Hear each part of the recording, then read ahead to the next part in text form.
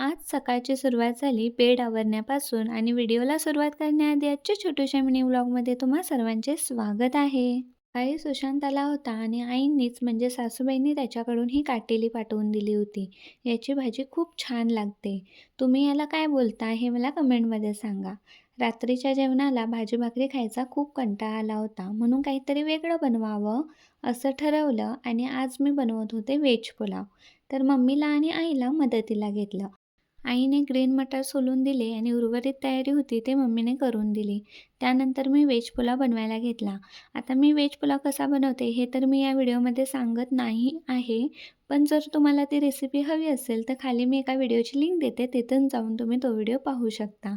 आता व्हेज पुलाव असो किंवा चिकन बिर्याणी असू देत, मी या व्हेज पुलावमध्ये चिकन मसाला आणि चिकन बिर्याणी मसाला वापरतेच. कारण त्यानं या पुलावाला खूप छान टेस्ट येते. खरं तर आज मी बनवणार होते खिचडी पुलाव, पण त्यानंतर समजलं की घरामध्ये बिनीस आणि फ्लावर पण आहे.